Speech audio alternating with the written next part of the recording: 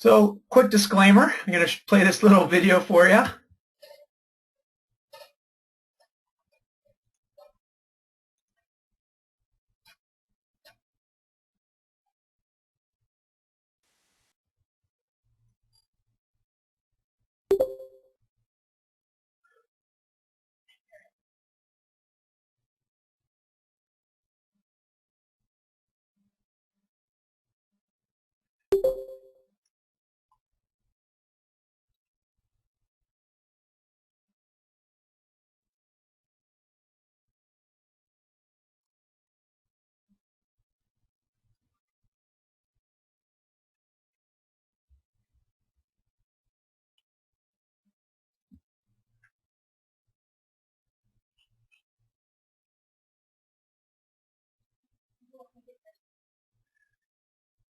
Some of you may not have got the audio there. If you didn't, my apologies. But in this short little video from Grumpy Old Men, these guys are talking on the couch, and the one guy lets his friend there know that he's been consuming bacon his entire life, as much as all the doctors and professionals have told him that it's going to be detrimental to his health. He went about and did it anyways, and the long and short of it all is he washes it down with beer every day, and he's still alive and kicking at his ripe old age.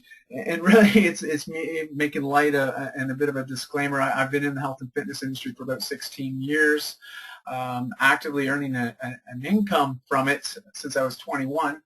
And, it's interesting in today's day and age, especially with the internet, it's amazing to see how quickly you can find conflicting information. Everyone's got a point of view. And obviously what I'm sharing with you tonight is come through a lot of my own personal studies, 16 years of experience in the industry. But again, they're my opinions. And of course, I welcome other people to have their own opinions as well. But hopefully you'll find some value in what I'm going to share, and we'll continue on. Who is this guy? That's a picture of myself from one of our Sunday Fun Days. Sunday Fun Days is something that we started here in Vancouver a couple years ago, and it's our way of creating some community that incorporates functional fitness. And every Sunday morning I host 3 classes, and they're free for people to attend, to really just learn how to move their bodies with purpose and ultimately get a sweat on. A lot of those sweat-ons you probably familiarize yourself with through some of the challenges I've put out there over the last 5 months, and those are just what we do on Sunday. So it's a great little community, and it's something that I'm striving to take online now with WOD 247. A little bit of background on myself. I do a lot of different stuff. I wear a lot of different hats. I'm a family man. I have 2 daughters, Chardonnay and Brie, who will be 9 and 11 this spring, actually within the next month. I'm also a husband to my best friend, Christy, and we've been together. We're in our 13th year now, and we do a lot of things together. We like to consider ourselves life enhancers, and we're just all about trying to help others, and it's a big passion of ours, and hopefully that comes through in some of the communications that I've been able to share with you guys over the years. I'm an entrepreneur. I love incorporating group fitness and really just helping people get excited about their health and implement little daily habits that can translate into big lifestyle gains, especially as it relates to health, fitness, and wellness. And again, pulling on 16 years of experience, hopefully this will translate over pretty well. So balance and time management. I want to address this right out of the chute. I've got some personal views which I often talk about on my blog. A lot of the content falls into any one of these 5 categories. But the whole idea of balancing lifestyle and balancing what you do day in, day out, and more so, there's oodles of books on time management. I don't necessarily agree with the concept of time management, but what I do agree with is that you can manage commitments. We can't get any more hours in a day. There's 24 of them, and there's only so many days in a year and only so many days in a month. So you really have to almost work it backwards and reverse engineer your schedule and recognize what is a priority in life and making sure that you block time for those commitments. Ultimately, what's most important to you. So for myself, I use this alliteration with 5S: fitness, finances, family, fun. faith, that just so you know, it's non-denominational, but I'm talking about human nature and the goodness in all of us, and just being kind to our fellow man and ultimately helping others as you would expect them to help you. So it's not necessarily any religious denomination, but what it does mean is just being good to others as you want them to be good to you. I look at this more like a household. And ultimately, it would appear more like this. Again, pardon my graphical talents here; they are limited, but I think you get the idea. So I have these 4 pillars, which are my finances, faith, fitness, family, and covering that is this roof of fun, and it's really just enjoying life. And obviously, when we talk about balance, I've got these pillars are all over the place. This roof would be very wobbly. It would actually be warbled. It would not be even. And that's, I think, relevant to all of us. We get into different periods of our lives where we just get busy. Life is busy. We go from being in high school where everything is of the utmost importance. It doesn't matter how small it is important at that given time. And we are the center of the earth. And then we move into university and we start to branch out and learn new things and really start to experience life on our own. And from there we start to maybe get a family, get our first career. And throughout that phases, our health is what it is. If some people might have played sports, some people may not have, but it's understanding that focuses change. And having a perfectly balanced pillars, I don't necessarily think it can be done. And that's okay. But we can always focus on the areas that are weakest and try to bring them up. And in turn, when that happens, I tend to find that the other pillars come up too. But it's not so much about how, it's really why we do it. And this is just a little snippet, and then we're going to get right into it. But myself, if you're not familiar with my story, I was a morbidly obese child from the age of 9 to 14 years old. As you can see in that little pic there, I spent about 5 years of my life in a state of what's classified as morbid obesity. And it was... it was a trying time for my life. I was very introverted. I got myself to where I was there. I can't blame anybody for my situation. I ate a lot, way more calories than I needed, and I played a lot of video games, didn't move my body, and it ultimately translated into weight gain, and quite a bit of it. So in excess, 40% of my body weight was body fat, which classified me as morbidly obese. Now, at the age of 15, I had sort of this moment, and the easiest way I can equate it is from a personal development guru that many of you may be familiar with, but Tony Robbins. It was literally my Tony Robbins moment where I looked in the mirror and made a conscious decision to take hold of my life and make some changes as it related to my health.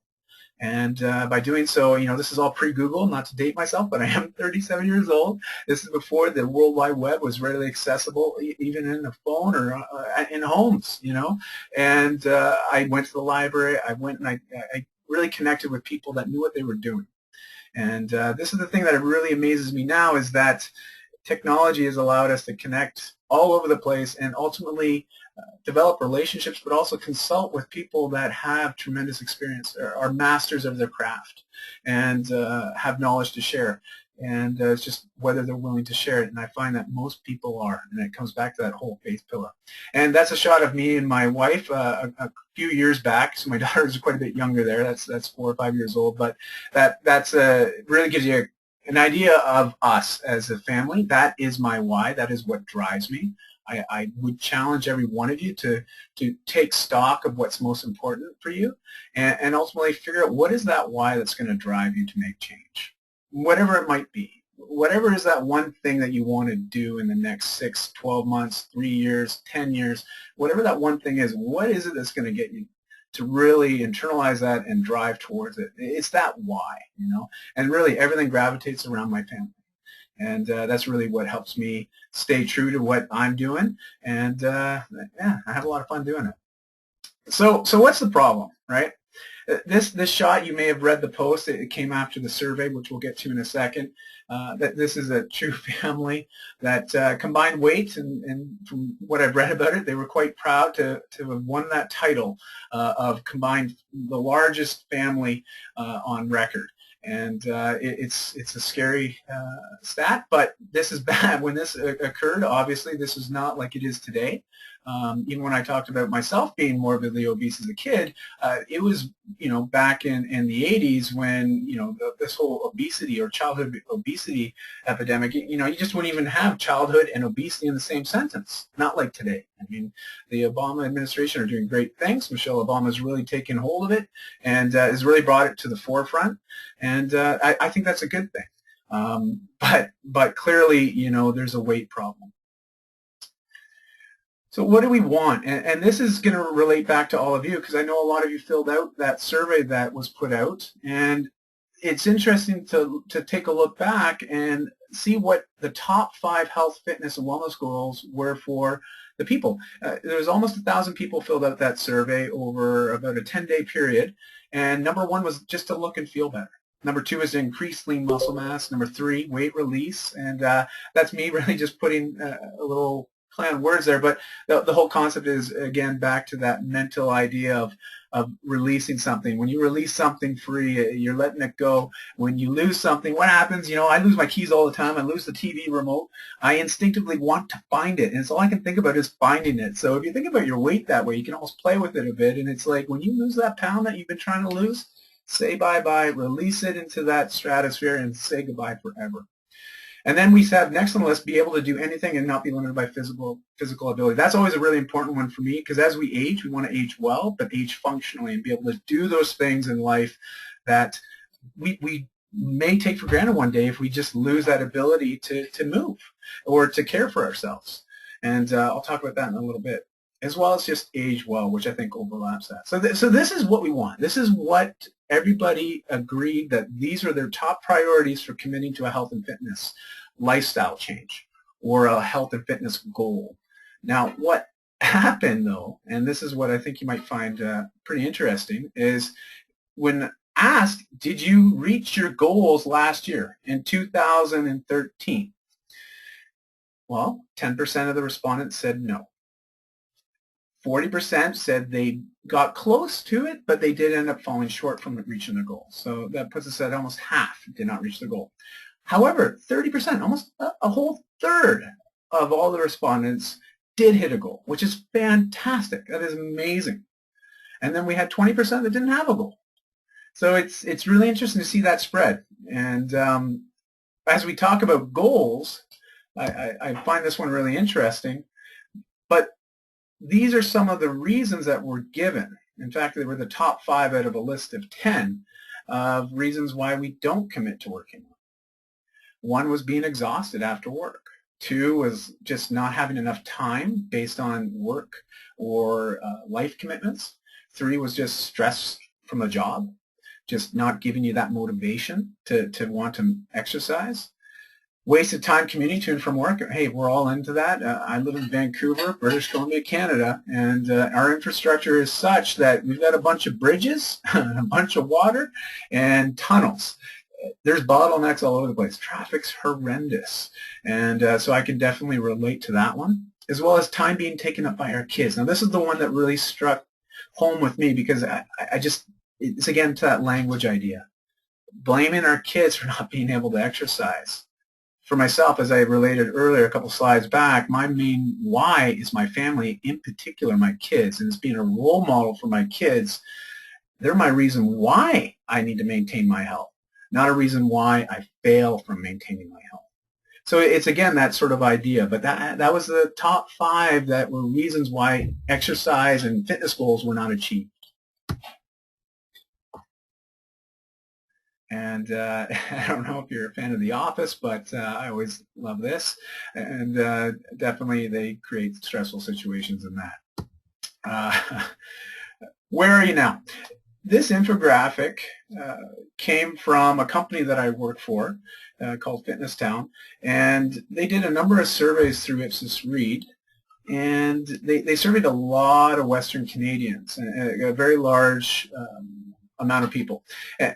I think it was about 3,000 Western Canadians. And from this poll of just trying to find out where are people mentally beginning from, they were able to determine that people sort of fell into 6 pockets. Defeated, health concerned, back burner, yo-yo, active, and competitor. The bulk of us, me included, we tend to fall into that back burner yo-yo. we aspire to be more active. And what is this back burner yo-yo? Well, I'll give you a perfect example. I've got a friend, his name's Sam. Sam bought a dog. He told me when I met him, he was buying a dog, well, one for companionship, but two was to help him get fit again. It was going to keep him accountable to getting outside and walking. And I thought, man, this is awesome. What a great idea. For sure, do it, Sam. Anyways, long and short of it all is I bumped into Sam 6 months later.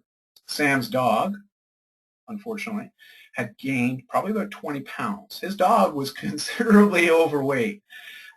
Sam, he was a little bit overweight too. He had gained some weight as well in those past 6 months. So he had every good intention of buying this dog to hold him accountable to walking more, and unfortunately it just fell short of that. This is where backburners and yo-yos tend to fall. You know, how many of us have been up watching late night TV and we see some health and fitness gadget and we think, oh man, that could help me. We make that purchase, we get it, we try it once, we think, okay, well, I'm glad I got that, so when I do want it, I'll pull it out and use it. Then we put it under the couch and we forget about it. Well, that's sort of where that falls into play. The whole concept behind this and really why these 6 pockets were very important, and especially for myself over the last 3-4 years almost now, is it's helped me really understand how important language is when I'm dealing with clients. In particular, isolating their needs and understanding where are they starting from. You know, to use a GPS, it's great to put in a destination of where you want to go, but if you don't understand where you're coming from and where you're starting from, you know, it's just one point out there. There's no other point of reference to make sense of it all. So understanding where you're at today is crucial to guarantee you can get the results as quickly and as efficiently as possible. And the top 3 reasons out of those surveys, and this is the biggest 3 reasons why people say they just can't get healthy or fit, is lack of time, lack of knowing what to do, as well as not having any motivation to do it. These are 3 serious things. You'll find that I try to deal with all of these, and all the challenges I put out there and the information and the blog posts, it's all trying to combat these 3 issues. And we'll talk about that a little bit more later. So think about where you might be at right now and what's in it for you. I love that quote, a man's health can be judged by which he takes 2 at a time, pills or stairs. That is a 24-hour fitness down in SoCal. And as you can see, and I'm sure some of you have seen this in social media, but that escalator gets used way more than those static stairs. And yet it's going up to a 24-hour fitness, one of the largest fitness chains in the world. So it's interesting, it's funny, but it's not funny at the same time, if you know what I mean. Business case. Why would we want to commit to being healthier? Why would we want to live a healthier, more active lifestyle? Like, why? Why? Well, businesses have got this. It's in particular insurance companies and actuaries, but they've actually looked at some of the return on investing in corporate healthcare programs. So wellness programs in existing businesses. And as you can see, the return's quite evident. In particular in Canada, we have WorkSafe BC. I know that they've seen if there's a wellness program implemented in the business that claims decrease. You know, I know that Coca-Cola, a few other larger companies, and some car manufacturers have implemented some programs and were part of this survey, and they actually found that insurance costs decreased based on the fact that the workforce is becoming more active because there's so many physical benefits to being more active. Some of which include, which I don't want to go through all these with you. You can take a look at that. You know, I'm not a gambler. I've been to Vegas a lot. I don't drink. I don't gamble. So for me, I take in a lot of shows. I do a little shopping. And you know, for me, I don't gamble because I can't get my head wrapped around the idea of the risk of losing.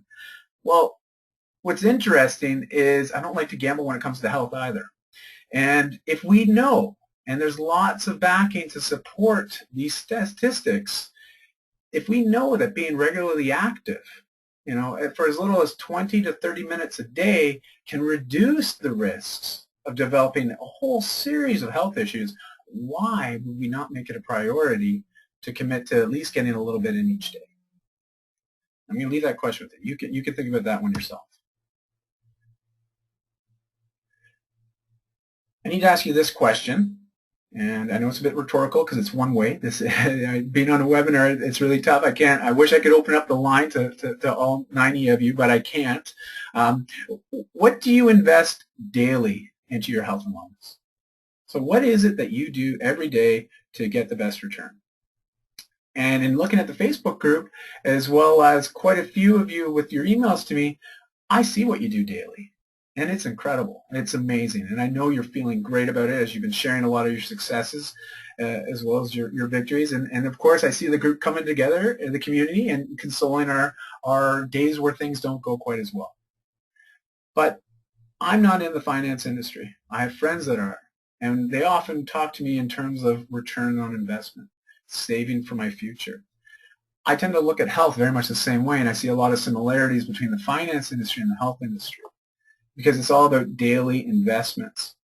Now, hopefully this audio works for you. If it doesn't, please, someone just send me a private message. Let me know it's not working. I'll just skip it off. But let's try this audio.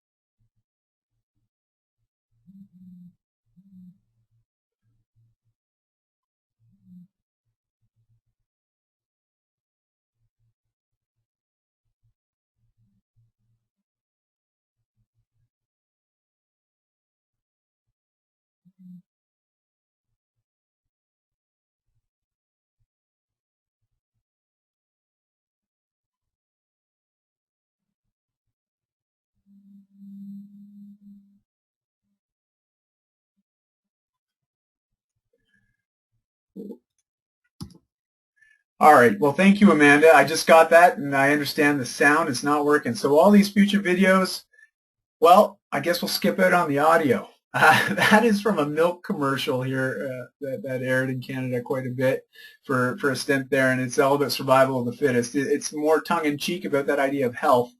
But, you know, the question to continue on that initial question I just asked you a second ago, something to ask yourself is how do you want to live your life? How do you want to spend, you know, when you're 65, 75, 85, whatever age, how do you want to live that life? What do you want to do? What do you want to be able to do? I know Christy and I, we often talk about the desire to travel and how much we want to see the world. You know, for yourself, maybe it's the same. Maybe you want to travel. Maybe you want to see France, Greece. I got a couple of monuments here. Maybe that's what you want to do. If you do want to do that, you're just like Christy and I. That's a big desire that we have. And unfortunately, I see this happen more often than not, is people, and in particular a couple of very close family members to mine have gone on some recent tours, and based on lack of mobility and the ability to even to walk around for prolonged periods of time, they've had to see a lot of sights from a bus. So they've gone and they've traveled Ireland, they've traveled all over Europe, and they've had to travel from a bus. They're not ancient, okay? They're not faced with that much decrepitude, which is just a fancy word for degradation of your muscles and your skeletal system. It could be prevented, you know? It really could. And what happens is if we don't put a plan and an action plan in place now, make those daily little investments, we have to be prepared for what will happen. And we really have to set ourselves up for the best opportunity possible to live the life as full as we want to later. So health and fitness isn't a short-term fix. It's not something we're thinking short-term. We can set short-term goals, but we got to be thinking the long-term benefits of having a healthy, active lifestyle. So here's a challenge, you know, habits. Habits. We all have various habits and various degrees of habits. These are just personal patterns that we tend to fall into. I know myself, after a really long day of coaching clients and working in a retail store, connecting with other clients, I come home and I know I've got some other things, some family commitments to do, but it's easy for me to sit on the couch and say, hey, let's watch a movie together, kids, instead of taking them to the park. It's a bad habit of mine, and I've recognized that over the last couple of years. So I really challenged myself to change those, replace them with other. I just ask you, do you think about any maybe patterns that could be improved upon or replaced with something better? When I say better, it might just be more productive. It might be just reconnecting with an old family member. Some of you might be familiar with a book by Darren Hardy called The Compound Effect. If you're not familiar with it, I highly recommend checking it out. It's a great book. It really put a lot of things into perspective for me. The whole concept of the book is you can do things daily, little daily things that can make massive effect over, in some cases, a very short period of time, some even more drastic on a long period of time. But it can work both positively and negatively. If you may or may not know, but 3,500 calories is the equivalent of 1 pound of fat. Well, if we were to burn an extra 500 calories a week for 7 weeks, it may not sound like a lot. That would be maybe just going without sugar in your coffee, that 50 calories of sugar, you know. It may be taking the stairs at work instead of the escalator to burn those extra calories, as well as reduce a little bit on your diet. But over 7 weeks, you will have lost 1 pound with only just making 2 little minute changes that you may not even notice. That's an example of the compound effect. But it works both ways.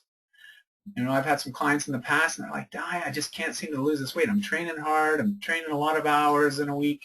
And then when I really dive into it, I'm like, well, what are you eating? Well, I've changed all my eating habits. I'm eating really clean. And sleep? You're getting enough sleep? Getting enough water? Yeah. Well, what else do you do? Well, I drink a little wine. I'm like, how much is a little wine? And they eventually, after a little bit of Q&A and well, more so me pulling answers from them, it comes out that they drink a couple glasses a day. Well, let's just say you had 1 glass of wine a day, just one little, say a 4-ounce glass of wine a day. That's about 150 calories, we'll say. If you did that every single day, and those 150 calories were more calories than your body required, this could translate over an entire year to roughly about 6 to 8 pounds of weight gain. It's drastic, but it's one little drink of wine every day. But again, it's calories in, calories out. You know, I don't like to tell my clients not to eat anything or not to drink things. Hey, that's okay. Listen, live your life. I'm not here to tell you what to do and what not to do. But what I can try to encourage you to do is be a bit more active. If you're a bit more active, you can gain back some of those extra calories that you might want to consume and drink. But it's understanding how this compound effect works. And keep in mind, those who don't make time for health will have to make time for illness. Another great little quote. So when do you start? You know, I wish I could play this video for you, but unfortunately it's not going to work. I will shoot out a follow-up email for all the attendees. We'll come out a bit later, and I'll give you guys links to these videos. But there was a video put out, and unfortunately I'm going to have to skip it. It'd be great to watch, but it's a music video, and it was put out by the Blue Cross, and it's the whole song's done to Annie's The Sun Will Come Out Tomorrow, but it's a whole play on that song, and they talk about, I'm going to start my fitness program tomorrow. I'm going to give up smoking tomorrow. And it was this whole idea of, and it's really funny. It's actually a very well done video. And I often show it to clients, just share it, because I just think it's so smart, you know. And but it's that whole idea. We do procrastinate by nature, you know, especially in North America. Well, you know, it happens all around the world. I'm not going to isolate just North America. It happens to everybody. Okay? I'm guilty of it too. We put off those things like, you know, why do it today? I'm sure I'll have more time to do it tomorrow. But we get into that habit again of possibly delaying.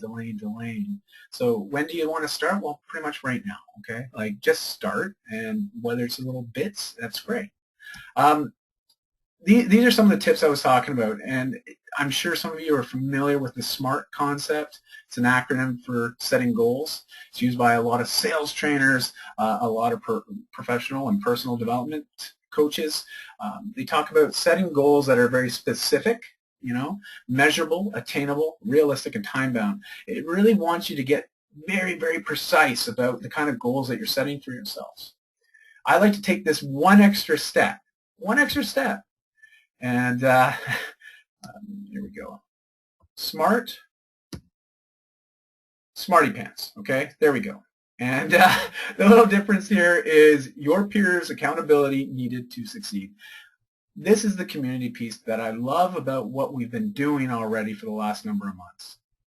I see people communicating, encouraging, sharing stories, sharing victories, but we let other people know through that group what our goals are. What are we trying to accomplish? And I see these little accountability check-ins.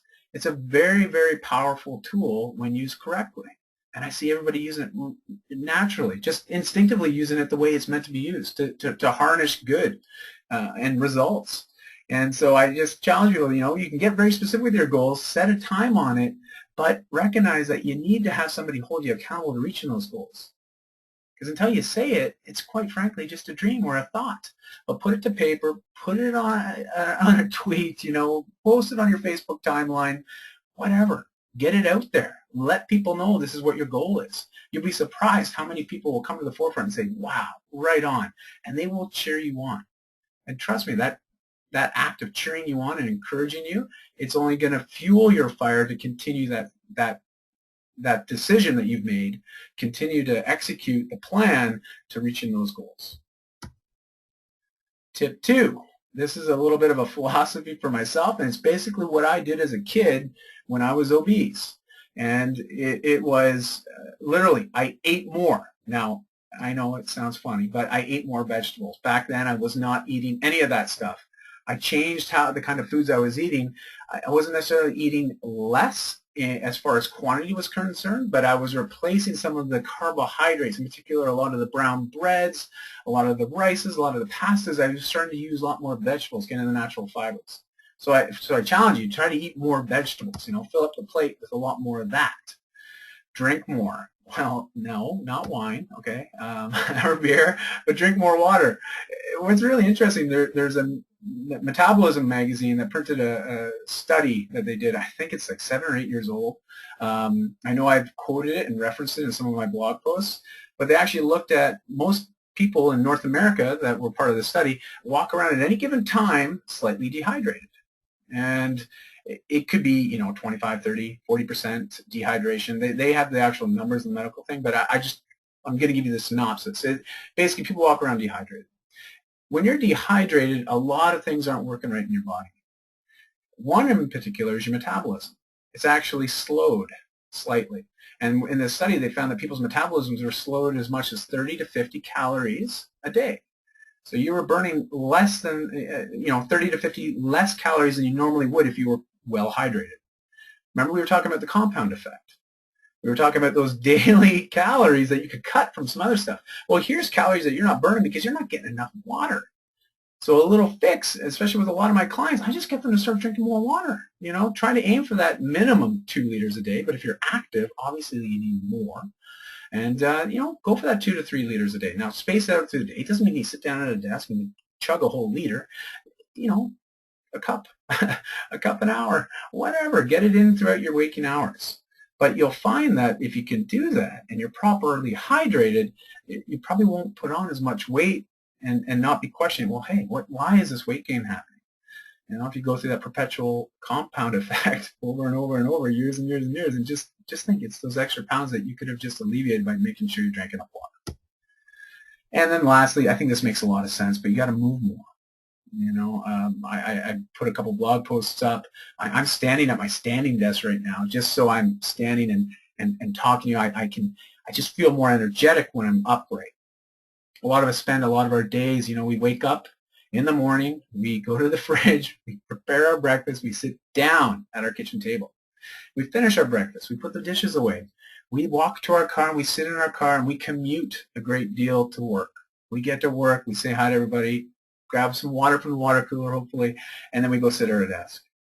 And then we log, a full day of work. And then we get in our car, we drive home again through that long commute. And what do we end up doing at the end of the day? Well, we have dinner, maybe at a table, maybe on the couch. And then we sit there. Maybe we get on our computer, maybe we get on our phone, but we're seated. It's this lack of activity that's actually being associated with a lot of the obesity issues that we see today. So just moving your body more, even 20 to 30 minutes a day will make a huge improvement to your lifestyle. And even just going for a walk for 30 minutes a day. Just 30 minutes a day. Just try it. Go for a week. If I'm out to lunch, please email me, tweet me, Facebook me, tell me I'm out to lunch. But I'm confident that this will make a big difference for you. Tip 3, size matters. What do I mean by that? Well, there's some graphs I'm going to show you here. CDC put this one together, which I was absolutely amazed by. And if you look from the 1950s to now, and when they did this study, this is actually a few years ago, just portion sizes have blown up. They've grown. And we wonder why our weight's increasing. You got to think back in the 1950s, too, not as many people had vehicles. We were walking to the store to get our stuff, you know. Things are becoming more and more now. We can get things right away. We are in an economy of now. We can get things from our computer sitting at home. I get my office supplies delivered. I get my organic groceries delivered to my house. You know, I buy the stuff online. It's amazing how little we actually have to go out to buy stuff anymore. But then on top of that, we see portion sizes going up, activity levels going down, and what happens? Weight gain. Here's some dinner plates. I won't go through all the details on this. This is just to give you an idea in your own mind. This is what's happened over the decades. Plates have grown in size. They can hold more food. We naturally are programmed to eat what's on our plate. My parents, they always encouraged me to clean my plate, you know, and they were just doing what their parents told them. Well, obviously, their parents told before them. So, you know, it's this sort of ingrained idea that we got to clear our plates. Well, if the plates are growing, so are our waistlines. These are some things, I don't know if any of you, when I was at my heaviest as a kid there, I don't know if you've ever had those Costco muffins. I swear they're little cakes. They must weigh like 5 pounds a piece. I could polish a few of those off, no problem. But those are not a regular muffin. Not at all, and there are a lot of calories and very dense calories and easily converted. And I know Brian Falchuk. If none of you know, I'll shoot a link to his site. But he's got some great stuff as it relates to nutrition, as well as carbohydrates, and just how gluten and a whole pile of other stuff works on the body and affects our blood sugar levels and what will happen from a chemical perspective in our bodies to cause weight gain. Going to skip through some of this stuff. This again talks about the calories, and especially with kids. Being a father of 2 girls who are 9 and 11, this hits home to me because I don't want them to go down the same path that I did as a kid. And obviously we encourage them to be active, but we find that it's not really us telling them to be active. They just want to keep up with mom and dad. We're trying to be those role models, so we're not so much concerned about this. But this is what I'm talking about when I say size matters. Some of you might be familiar with something called the zone diet. You may often see I talk about something called the paleo diet. I'm not so concerned about what diet people are on. People need calories. Calories come from all sorts of different things. But what I do see a big sort of variance between person to person, diet to diet, it's really the portion sizes. And it's educating ourselves on how much is too much, how much is too little, because you can get too little as well. And skipping meals is not going to help you. It's not going to create that calorie deficit like you might be thinking. Oh, if I just skip breakfast, that means I've already cut 500 calories or 600 calories a day. Well, no, you're actually going to slow your metabolism. It's going to be detrimental to you. But I love the zone diet. It's something that I've used with a lot of my clients, and I only encourage them to get very, very strict. Dr. Barry Sears wrote the book called The Zone Diet, but I encourage people to check it out, try the program, even for just 30 days. Do weigh your food. I know it's extremely boring, very tedious, and at times can be discouraging because you're like, oh, man, that's all I can get of that kind of food. But truly, it will educate you, and it will teach you, because after a month of doing that, you'll be able to just look at a dinner plate, look at a salad bar, look at your meal when you're out at friends, and you'll know exactly how much you can have that will not cause you any additional calories to make you feel sluggish, but it'll also make sure that you don't undereat. You'll be satiated. You'll feel good. You'll be energetic. So it's learning that size does matter, and it really relates back to portion control when you eat. Now, before I talked about maximizing workouts, I want to throw a quick poll out to you guys just to try to get some, really, now let's see if this works here. I'm going to throw this out really quick. So there's a poll open there, and this is a bit tongue-in-cheek, but I know a lot of you have sent me some messages as it relates to some of these workouts I've thrown out there. If that shows up, go ahead, just quickly hit it. I will close it off here in about 10 seconds. And I can already see what's leading the way. Anything but a burpee. Seems every time I put a workout out there with a burpee, I get a lot of dislikes. And if Facebook had dislike as an option, I know those workouts would be hammered by it. But well, it's interesting. A bunch of people still like burpees. A few like push-ups, sit-ups. 29% squat. That's awesome. Right on. Well, I'm going to close that off. So we're looking at 14%, 18% now like burpees, 5% like the push-ups, 9% prefer sit-ups, 26% squat, and then almost 40% say anything but a burpee.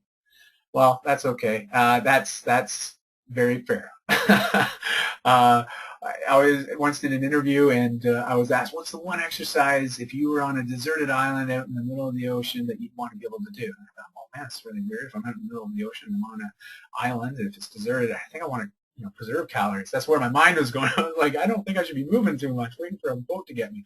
But then I thought about it, and I was like, well, I'm burping. It's a full body workout. It's both cardiovascular as well as muscular endurance. It's a great exercise, okay? Now, maximizing workouts. A lot of you know I have a passion for CrossFit. It was something I was introduced to about 6 years ago. I'm not someone that's drank the Kool-Aid to the point where I'm telling people, all you should do is CrossFit. I don't believe that that's the correct course of action. I like to encourage people just to move and move with purpose. And when I say move with purpose, is move with the intent of putting the body into a state where you feel a little bit uncomfortable. But eventually, what happens when you get into that state of being uncomfortable, the heart rate elevates, your body temperature increases, you may feel a little bit awkward in some of those positions that you're put in when you're doing certain exercises. The body adapts. You will adapt also mentally. That state of feeling uncomfortable, it's amazing what will happen because you'll eventually get to a state where you feel comfortable with it. It's pretty cool. And I love CrossFit because it uses a lot of functional movements in its programming. When I say functional movements, I'm talking about the basic movements that we do day in, day out that we may take for granted. Getting up and down out of a chair. If you lost the ability to do that and do that well, correct me if I'm wrong, but I think your quality of life would take a drastic turn for the worse. If you lost the ability to chase after your child who is running towards the street, in the middle of traffic because he was chasing a ball, if you weren't functionally fit enough to outrun your 5-year-old, things would change. They found that functional fitness can be best achieved with workouts that are varied. They're functional in movement, but they're done, and this is that point I want to really hammer home with you guys, is the high intensity piece. And looking at some of your posts, you guys are doing it. You're doing it. You're hitting those high intensity zones. It's awesome. I love it. But it's uncomfortable for a lot of us. I know I get uncomfortable. I'll do a repeat workout maybe once every 2 or 3 months just to see how I've improved. And you'll notice that I've been doing that in the workouts I've been sending out. You'll see them get repeated throughout those periods. The reason is to see if you've improved from a fitness standpoint. Can you do a little bit more in the same amount of time? For everybody, I've seen that that's been happening. But it's amazing because when you did it the first time, you said, oh my gosh, I couldn't do that again. That was so hard.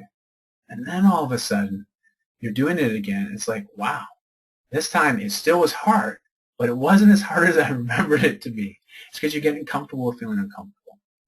And it's completely subjective and it's different for everybody.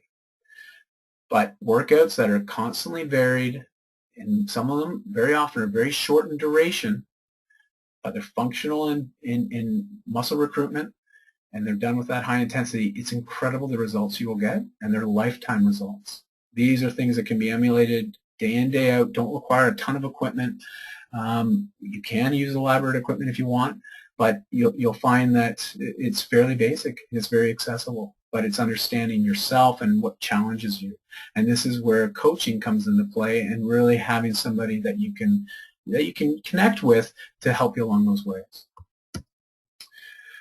Well, what the heck does this mean? Well, here we go. I'm going to quickly talk about WOD 24/7 because I know a lot of you have sent me messages privately and emails, and thank you for those, and especially the words of encouragement. But what is WOD 24/7? Well, it's an online community. You know, a big thing we're trying to address is the issues that arise when people work out at home. Because during our survey that we put out there, that I was referencing earlier, we asked people where do they prefer to work out, and unanimously between everybody, over half the respondents said they prefer to work out at home. Next, it would be the gym. Third, it would be at a park, and fourth would be like a hotel gym if you were traveling or whatnot. But WOD from home, what does that mean? To work out from home? Well, let's think about it. If you go to a gym, you're investing at least an hour of your day. That's 5 hours a week. If you were to translate that time into a workout at home that might only be 15 to 20 minutes in duration, your likelihood of doing it will increase. As long as they're short in duration, but intense and functional base. So limited on equipment, don't worry. There's workouts that will work.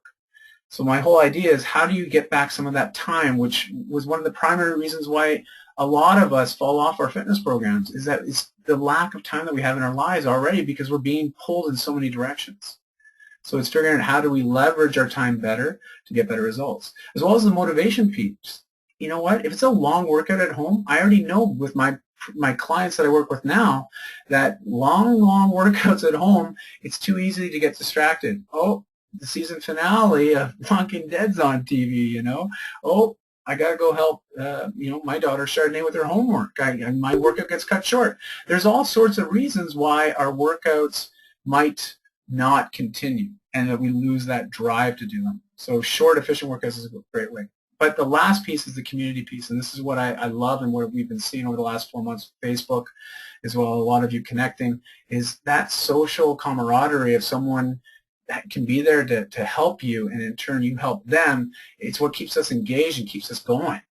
And to create an online community like that is why myself and my partner have decided to create this WOD 24/7 community. And that's all I wanted to really say about that. Some of you have received the 15 minutes or the 1% solution. If you did not get that, don't worry. I'll shoot out a link so you can get a copy of that book. And the whole concept is, hey, 15 minutes is only 1% of your 24-hour day. I know you have 15 minutes, so how can you best use that 15 minutes to get some results? It's in that, and we've got a bunch of free stuff we're going to be handing out. We've got a couple posters coming out, lots of cool tools to help people get results. That's what's coming down the pipe. So now what? All right, well, that's actually in Australia at an airport, and you'll see like that 24 set, the gym, the 24-hour fitness, just taking the stairs is a good place to start as any. But just to review and recap, be a smarty pants. Remember, when you're setting your goals, be very specific with them, but go public with them. Tell your friends, your family, maybe your coworkers. Have them know what it is you're trying to achieve. Let them hold you accountable to it. Let them cheer you on. People want to see you win. As well as practice the art of more. Remember, we want to eat a bit more vegetables. We want to move more. We want to drink more water. Just try doing those 3 little things. Exercise portion control. Have fun with it. And obviously stay tuned because I'm going to have more on WOD 24/7 over the weeks to come. We're planning a soft launch in about 3 weeks' time. Lots more info coming on that shortly. Q&A. All right, I'm going to open this up, and I know everyone's time is tight. I believe we're right on time right now. Yeah, we've got about 7 minutes left. I'm going to make sure I wrap up within about 5 here to get everybody on their way. Again, thank you everyone for coming. I've got 3 questions I wanted to talk about real quick. I have Melissa, who had asked, how do you stay motivated on those lovely rainy days?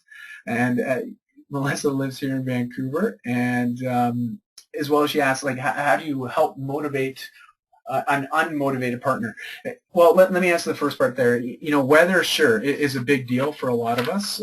If you're in Vancouver like I am, or West Coast period, even Seattle, like, we get a lot of rain, and if you're someone that likes to do a lot of things outside, you've got to get comfortable with the state of being a little bit wet, a little bit cold. it's understanding that maybe you want to replace those things that you love to do with something else that you also enjoy doing, and recognizing that, hey, there's going to be days where you don't want to go out in the rain. Okay, no problem. Let's acknowledge that. Let's find something else to do on those days.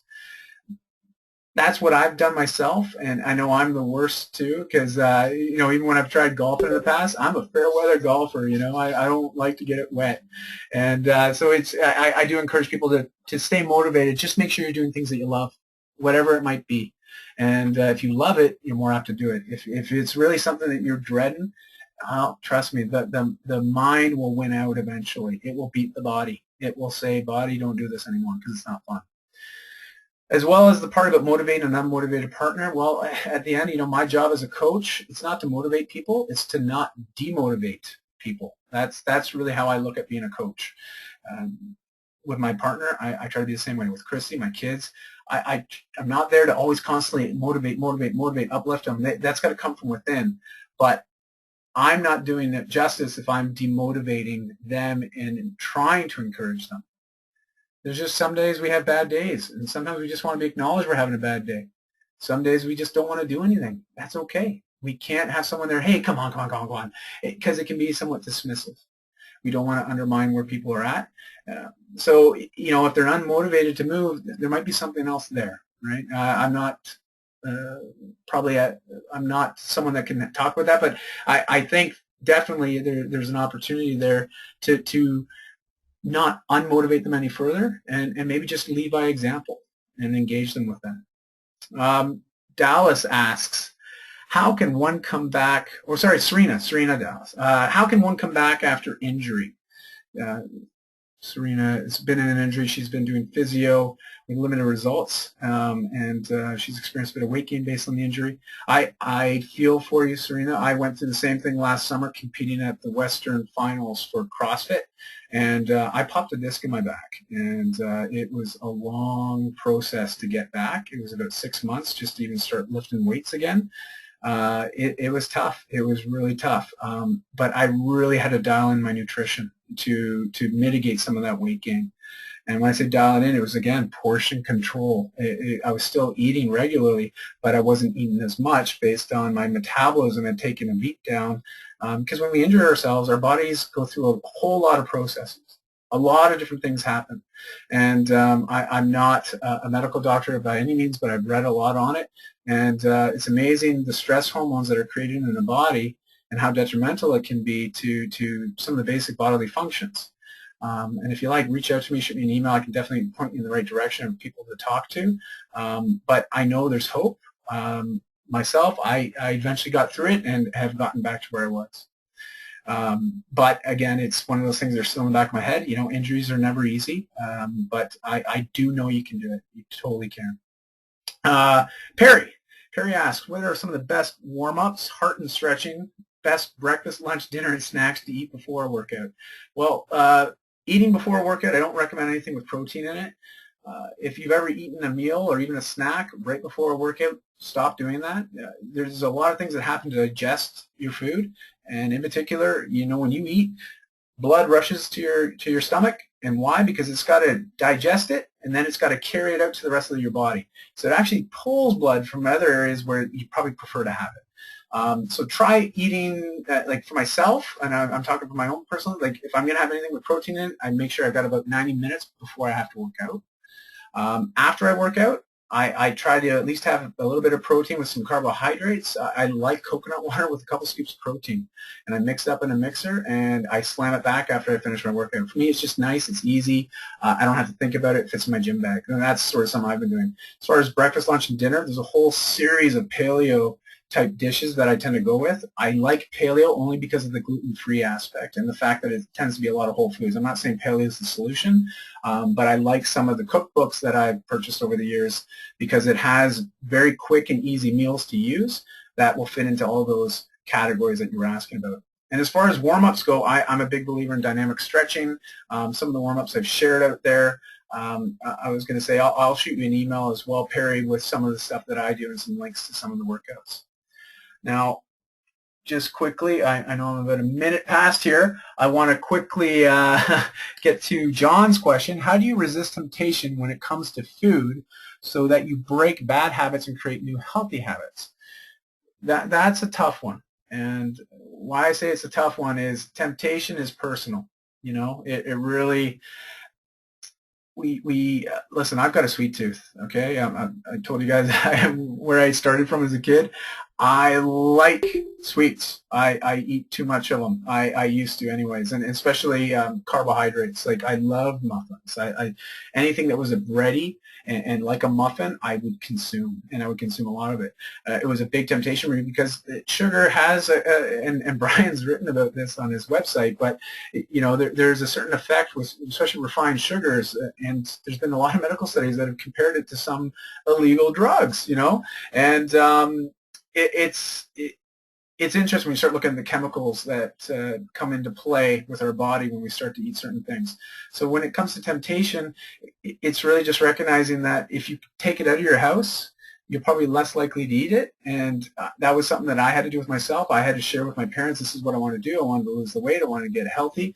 And they supported me on that. We didn't bring sugar home. We started filling our fridge with a lot of different types of foods. And I made an effort every night to plan my meal for the next day and prepare it. Because if you have it prepared, you have your snacks prepared, you've already got something to go and reach for quickly. If you go too long without eating, what happens is your blood sugar level will dip. Your body naturally wants to get your blood sugar back up. It's going to want to reach for whatever's in front of it and eat it or drink it. And I see this with a lot of my clients. They have these things, oh, I was doing great all week, and then, I missed lunch, and I did this, and then the afternoon, blah, blah, blah, blah. It spirals out of control. So to avoid that temptation, just plan for temptation. Recognize it's going to be there. It's okay. Don't worry about it. But plan ahead. Be prepared. I guess Boy Scouts got it right, It's better to be prepared. Fill your cooler. Take it with you, and hopefully that'll work. I see quite a few more questions here. How do you avoid overtraining? Kate in Surrey. Kate, overtraining. You got to get really right with your body. And when I say that, it's understanding how you feel and really developing and without sounding cliche, but that mind-body connection. You have to acknowledge when your body is just hurt or feeling depleted. Or, I always know there's days where I'm like, I got to go to the gym today. I got to go to the gym today. But unfortunately, I don't listen to it, and I go and I work out, and then afterwards I'm kicking myself for doing it. And I think instinctively we all know when we need to take some extra recovery days. And it's getting to that point where you understand that you're not overtraining. Overtraining is a very funny thing. I've written a couple blog posts on it. I believe Brian has as well, seen them on there. I think John might have as well. I will include some links to some blogs that I tend to gravitate to that talk about that. I think you'll find it interesting. Carrie asks, cardio versus weights. I put a rather tongue-in-cheek blog post up about that because, me being a bit more inclined to CrossFit, I've been asked, well, what do you do for cardio? I go, well, I lift weights. And they're like, that's not cardio. Well, I just lift weights really fast. And it's very tongue-in-cheek, but I like to balance the two. I believe they both have to work. You need a strong body just as much as you need a strong heart and lungs.